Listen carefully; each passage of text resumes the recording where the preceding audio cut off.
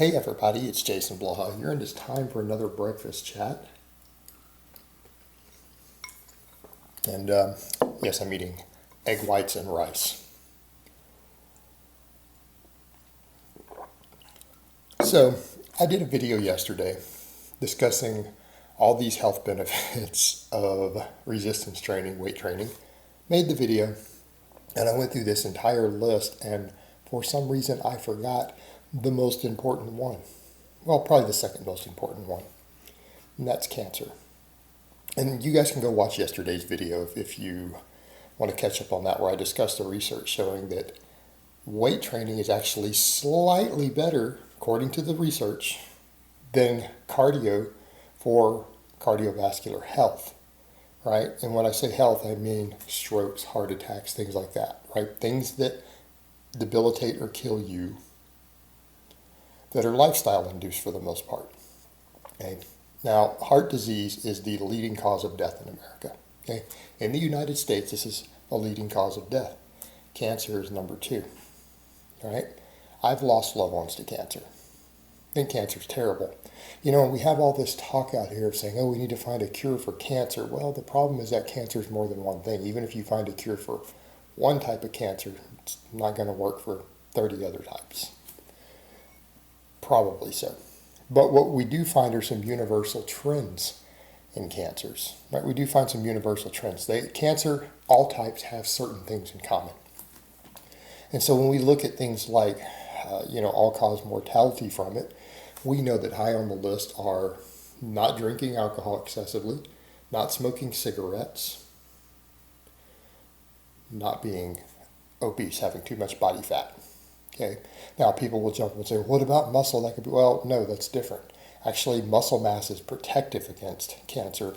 Body fat can lead to higher cancer rates. And a lot of it seems to have to do with insulin sensitivity.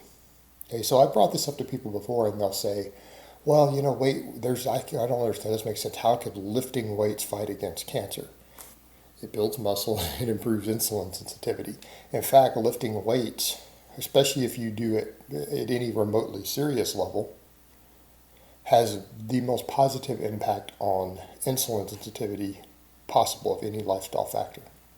Okay, now extra body fat reduces it. Extra body fat reduces it, particularly central adiposity, meaning our visceral fat. But, accruing visceral fat is also a sign of poor metabolic health, right? But that visceral fat is really, really heavily tied with cancer. And that's your fat around your organs. Remember when I did a DEXA scan, I had almost none. Even when I was at a higher body fat, my visceral fat was very low. Why? Because I tend to eat a relatively clean, good diet year-round, even when I'm bulking. Even if I bulk up and gain 50 pounds, I can do it eating stuff like this. But I also have trained very, very hard. And that matters there. So it's the insulin sensitivity that matters with cancer. And what does that come down to? So when we say that it reduces cancer risk, how meaningful is that?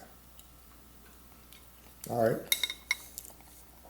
When research just looks at it, has found that across the board, and this is just on average, people who lift weights moderately hard at least twice a week. Now, this number may be lower for people who are very, very vigorous in their training. People who are very serious, strength athletes and things, maybe even lower.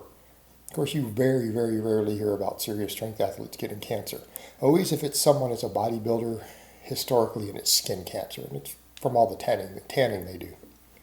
But when we look at it across the board, 50% reduction.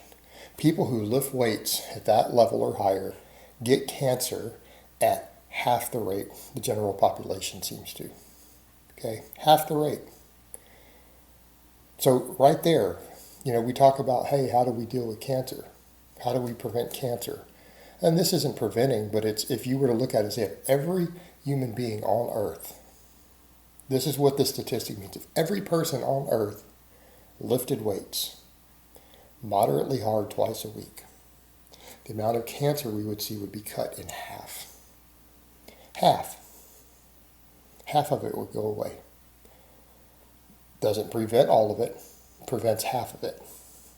Well, that's pretty good, especially when you factor in that other studies that have looked at cancer have found that depending upon the cancer type, because they're all different, somewhere between 70 to 90%, again, it varies from cancer type, of cancer is 100% lifestyle induced, meaning person's lifestyle is what caused it. The other 10 to 30%, again, things like leukemias and stuff can fall into that 30%, seem to be just genetic. It's not something that you did that caused it. But for the majority of cancers, your lifestyle caused it. Okay, it's a lifestyle.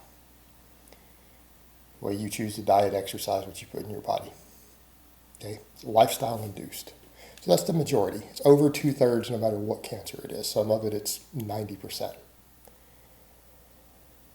It's lifestyle induced. So the weight training takes up an enormous part of that lifestyle. What about people who get it? Well, let's think about this for a minute. Cancer cells have a very high amount of insulin sensitivity. They soak up insulin, blood glucose, things like that really easily. And it's not that they soak up the blood glucose, it's that they draw in insulin, and insulin's a transporter. All right, so if you have a lower insulin sensitivity, cancer grows faster because your body produces more insulin in response to food. Now people say, well, should ketogenic diets cure that? No, they don't seem to actually. It's been looked at. It's not a cure because lifting weights actually lowers insulin. Someone who eats what I'm eating, stuff like this, has less circulating insulin if they train really hard than someone on a zero carb diet does. All right?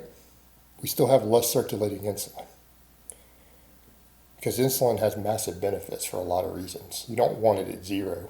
And even people who are on a no carb diet still produce insulin. And if they're insulin resistant, they may be producing a pretty large amount still. Not your cure. But weight training lowers overall insulin response to food as your muscles uptake it and they don't need very much insulin to transport it. It creates something else to fight by taking food away from the cancer, because cancer wants to take food away from all the other cells. Right? Significant amounts of muscle mass with a high insulin sensitivity helps with the nutrient partitioning, basically. So what we found is that in studies, people who lifted weights already who still got cancer, meaning the other half who got unlucky or had other lifestyle factors who still get it, people who continue to lift weights through their treatment, their chemotherapies and stuff, survive at twice the rate of non-lifters. They survive at twice the rate. Let me put it this way, people who didn't lift died at twice the rate, failed to survive the treatment. So I'm not saying that it's a cure, but it increases your odds dramatically. It cuts your odds in half that you're going to get cancer to begin with. That's a pretty good start. Right? It's a pretty good start. And if you have your other lifestyle factors in order, you don't drink a lot of alcohol. I choose to drink none. I have not had a drink in over 2 years. Don't smoke cigarettes and you don't get too high body fat. You combine that with the weight training, your odds are very low of getting cancer. It can still happen. I have a friend who still got it. I have a friend who lost 150 pounds, fighting bone cancer right now, been going through chemo.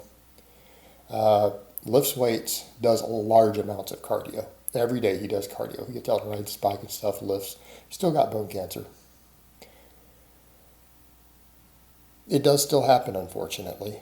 But again, statistically, it reduces your chances. However, he's continuing to lift the best that he can. Okay? That doubles the chance of surviving if you get the bad luck. You're still stacking the odds in your favor. And that's all we can do with anything health related. All right, guys. Well, that's really all I have to say on that today. I hope it's been informative, and I will talk to you guys next time.